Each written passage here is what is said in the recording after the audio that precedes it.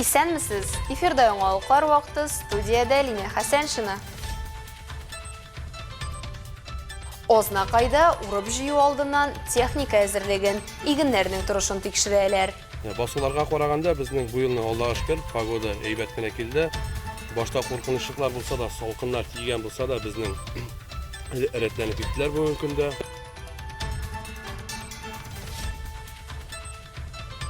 Әлмәттә хатын-кызлар үсешенә юнәлгән форум узды. Мне очень понравилось то, что я сейчас услышала. Те ощущения, те эмоции, которые я пережила, мне очень нравятся. Карабаш бистәсендә сапсерфинг сөючеләр җыелды. Здесь дистанция вообще не повторяется. Все время, идешь просто по кольцу, все время в разные стороны.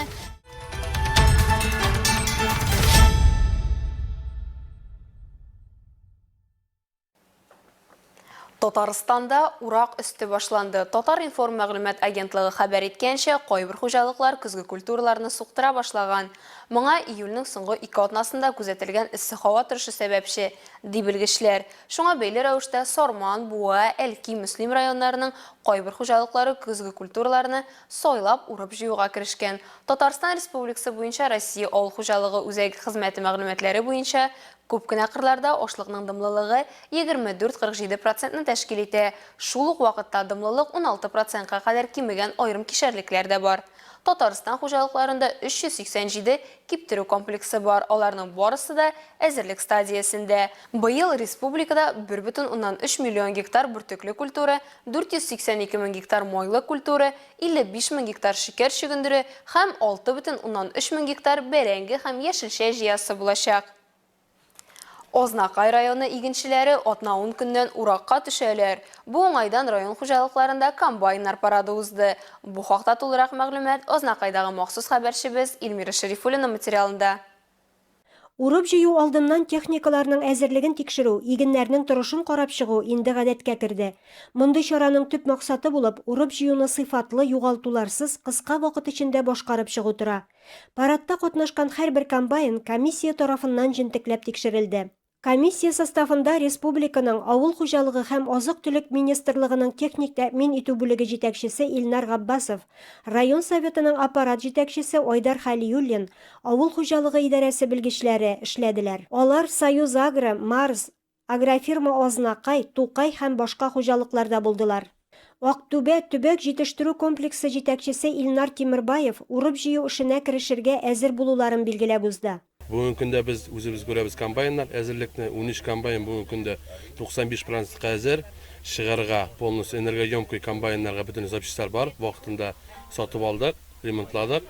Безнең уборка килгәндә безнең каршыбызда 4000 гектар зерновой культура аласы бар, 1000 ярым технический культура. Басуларга караганда безнең бу елның Аллага шөкер погода әйбәт кенә килде. Башта куркынычлар булса да, салкыннар тигән булса да, безнең рәтләнеп киттеләр бүгенге көндә. Арышларга килгәндә метр ярым биеклектә арыш. Менә бу соңгы җилләр, яңгырлар безнең әзерне арышларны йыктылар. Без уже әзерләнәбез. Арышларны күтәреп аларга, йыгып аларга әзерлекләр бара. Хуҗалыкларның уракка төшүе кайсы басуның ничек өлгерүенә карап хәл ителәчәк. Илмира Шәрифуллина, Рөстәм Әкбаров, яңалыклар вакыты, Луч Әлмәт телекомпаниясе. Башка темаларга Колабыз һәр яклап үсештә. Биредә үсеп килүче буын өчендә, өлкәннәр өчендә шартлар тудырылган. Узган шимбә мисал өчен Әлмәтнең гүзәл затларын берләштергән кызыклы форум булып узды. Сүз Рәдифә Нугмановга. Письмо ему отрицательное не пиши. Не то, что я тебя благодарю за то, что у нас прекрасные дети. Это нужно обязательно. Искусство быть женщиной. Хатын-кыз булу сәнгате. Әлмәтнең креатив процесслар фабрикасында узган форумы әнә шулай дип аталды. Ана колабызның хатын-кызлар берләшмәсе оештырды. Максаты 1000 төрле мәшәкатьле дөнья тәгәрмәчендә әйләнгән вакытта үзеңнең кем булуыңны унутмыйча, гүзәл, илһамландыручы зат булып кала белергә өйрәтү. Ыгы-зыгылы көн күрештән туктап ял итү. Әлбәттә инде бер-берең белән аралашу, бер-береңнән дәрт алу, энергия алмашу. А радость для вас это зеленый, желтый, разноцветный. Форумга тамашачы буларак килгән хатын-кызлар мондый форматтагы очрашуның Әлмәт җирлеге өчен актуаль һәм кызык булуын ассызыклый. Прекрасно все прошло. Наверное, что-то мы многое знаем, но еще услышать со стороны таких классных девчонок, интересных женщин, милых этих дам, мне очень понравилось. то, что я сейчас услышала, те ощущения, те эмоции, которые я пережила, они мне очень нравятся. Такие мероприятия дают возможность вспомнить то, что, когда-то мы слышим это, и в памяти у нас затирается, когда мы очередной раз вспоминаем, начинаем проживать, и в дальнейшем дальше использовать эмоции, переживания. Психолог һәм коуч Антонина Васильева, Людмила Сабирова, Марина Степанова 5 сәгать дәвам иткән очрашу барышында төрле яшьтәге ханым һәм туташлардан торган аудиторияны үз чикләрендә калу юк дип әйтү, үз хисләрен белән идарә итү, ниһаять үз-үзеңне ярату һәм ял итү серләренә өйрәтте. Рәдифә Нугманова, Александр Исаков, Яңалыклар вакыты, Луч, Әлмәт телекомпаниясе. Колабызның мәдәни мөхите үз эшчәнлеген дәвам итә. Һәр җомга һәм шимбә кичендә Әлмәтнең 7 мәйданчыгында танылган һәм танылып килүче иҗат төркемнәре һәм солистларыннан 2 сәгатьлек концерт тамаша бара. Чираттагы чыгыш ясаучылар һәм ял итүчеләрне безнең иҗат төркеме күреп кайтты.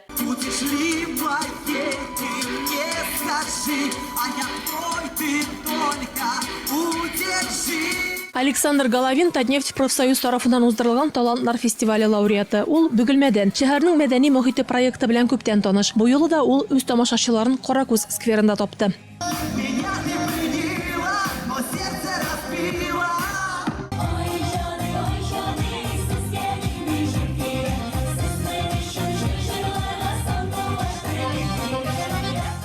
Булвар кызлары ансамбле исә драма театры артындагы мәйданчыкта биюче тамашачылар белән дуслашты. Бу урынга гадәттә хәрәкәт яратучы әлмәтләр җыела. Шуңа күрә ансамбль репертуарындагы дәртле җырларның һәркайсын шатланып кабул итәләр. Ял итәм, ялга килдем. Һәм менә шушы паркка килеп чыккач, шундый матур чарага килеп эләктем. Үземне бик бәхетле хис итәм. Татар җыры яңгырый, татар яши һәм яшәячәк тә. Рәхмәт шундый матур чараларны оештырганыгыз өчен һәм алар дәвамлы булсын. Халык шулай күрләп каршылап алсын, алар ул чараларына һәм шунда катнашсын иде. Әйбәт инде бездә генә бит ул, Әлмәттә генә.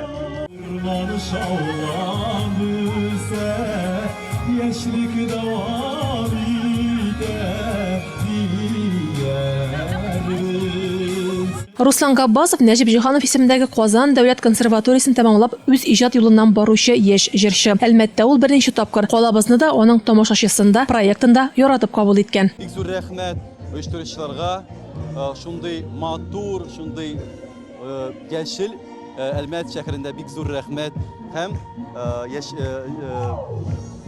тамашачыларга бик зур рәхмәт.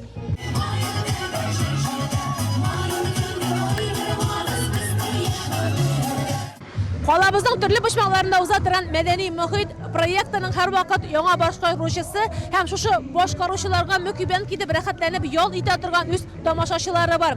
Киләсе җомга һәм шимбә кичендә кайсы локациядә кемнең чыгыш ясаганын белер өчен шәһәребездә урнашкан афишаларны карап барыгыз. Рәдифә Нугманова, Илдар Гыймаев, Яңалыклар вакыты, Луч, Әлмәт телекомпаниясе. 17 июльдә Россиядә бердәм фольклор көне билгеләп үтелә. Гомум Россия бәйрәменең төп идеяләре Россия халыкларын төрле социаль яшь төркемнәре гражданнарын халкыбызның фольклор сәнгатен өйрәнүдә берләштерү. Бу бәйрәм халыкларның фольклор мирасын саклауга һәм үстерүгә ярдәм итә. Бөгелмә техника йорты мәйданында шушы көнгә багышланган чара узды. Анда Айгөл Шәрәфиева булып кайтты. Ул җентекләбрәк сөйләр. Халык җырлары, хороводлар, йола уеннары. Җәй уртасы фестивале бөгелмәләрне һәм рус халык йолаларын турында сөйләүчеләрне, аларны халык алдында күрсәтүчеләрне һәм шәһәрнең ял итәргә килүчеләрен берләштерде. Бәйрәмне Прялица халык фольклор ансамбле оештырган. Беренчедән бик көтеп алдык. Икенчедән бу безгә бик якын. Өченчедән без бөгелмәләрне пироглар белән сыйларга булдык. Җиләкләр алып килдек. Анда квас та, компот та бар. Озак вакыт җентекләп әзерләндек. Элекеге шимбә яңгырлы булды, салкын иде. Аллага шөкер, бүген яхшы һава тора. Үләннән эшләнгән әйберләрнең гадәти булмаган күргәзмәсе һәркемне кызыксындырды. Кул белән үрелгән токыялар кешелекнең матур яртысының игътибарын җәлеп итте. Токыялар шунда ук үрелде, аннары аларны үзең белән дә алырга мөмкин иде. Үләннән сөйкемле курчаклар, кош, атлар ясап була. Һөнәрчелек өчен бик яхшы материал ул. Балаларга булган игътибарлык төп юнәлеш. Халык бәйрәмнәре аларга үзләрен үз халкының бер өлеше итеп хис итәргә, аның гореф-гадәтләре турында белергә ярдәм итә. Бу бәйрәмнәр халык ышанулары, традицион йолалар, рус халкының көндәлек тормышы турында күзаллау бирә. Шуңа күрә күпләр бәйрәмгә гаиләләре белән килгән. Бик кызыклы. Барысы да хәзер югалган бит инде. Күп нәрсәне карагач кына искә төшә. Йолаларны күбрәк аңлыйсың. Яшьләр карарга тиеш мондый чараларны. Җәй уртасы бәйрәме күңелле, актив үтте. Чарага килгән кунаклар халык ансамбленең мондый фестивальләрне ешрак уздырырга сорады. Айгөл Шәрәфиева, Зирак Сәйдкулов, Яңалыклар вакыты, Луч Әлмәт телекомпаниясе. Узган ялларда Карабаш бистәсендә сапсерфинг фестивале узды. Ул Новая Земля парк отеле территориясендә үтте. Сапбординг сөючеләр һәм су такталарына басарга өйрәнергә теләүчеләрне без дә күреп кайттык. Карабаш су саклагычы ярында нефтчеләр ял итү өчен яхшы урыннар булдырган. Анда таулар һәм су күренешләреннән ләззәт алырга мөмкин. Сапсерфинг сөючеләр әлеге табигать кочагында берләште дә. Надеюсь, что данное мероприятие у нас примет ежегодную основу. Бу ярышлар ел сайын уздырылыр дигән өметтә калам. Карабаш су саклагычының төрле ярышларга әзерләнү үзәгенә әверелерлеге бар. Классов хотелось бы по сапсерфингу. Карабаш су саклагычы ярындагы сапсерфинг фестивалендә актив һәм максатчан татарстанлылар һәм безнең республика кунаклары катнашты. Балалар арасында гаилә үрнәгендә сәламәт яшәү рәвешен алып баручыларны да очратырга була иде.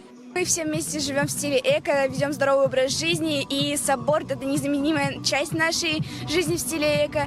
Он с нами давно, и мы его любим так же сильно, как и он нас, наверное. Катнашучылар арасында еллар дәвамында сапны үз итүчеләр һәм әлеге спортта уңышка ирешүчеләр дә бар иде. Алар беренче тапкыр уздырылуга карамастан Карабаш диңгезендәге ярышлар шәп үтте дигән фикер белән уртаклаша. Мне кажется, сегодня был просто великолепный дебют и по организации, и по дистанциям.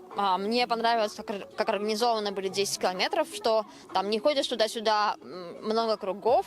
Здесь дистанция вообще не повторяется. Все время идешь просто по кольцу, все время в разные стороны. Это и позволяет посмотреть на живописные края. Вот. И интересно. Бер тапкырда тактада тормаганнар сапборд белән идарә итү нигезләрен өйрәнә алды. Аларга 2 сәгать эчендә ышанычлы ишә башлау, аннан соң ярыш программасында катнашу һәм җиңел кагыйдәләр буенча трассаны узу мөмкинлеге әзерләнгән иде. Форсаттан файдаланып, тактада суда үзеңне хис итәргә ярдәм итүче әсбапларда без дә үзебезне сынап карадык. Все прошло в целом хорошо, немножечко подвела погода, но, как говорится, у природы нет плохой погоды. Бары да бик яхшы узды. Һава торышы бераз кайфны кырып, ярышучыларга авырлык тудырса да, біз бик тырыштык. Бу спортчыларның холкын чыныктыра. Барысы да финишка җитә алмаса да, вакытларын әйбәт уздырды дип саныйм.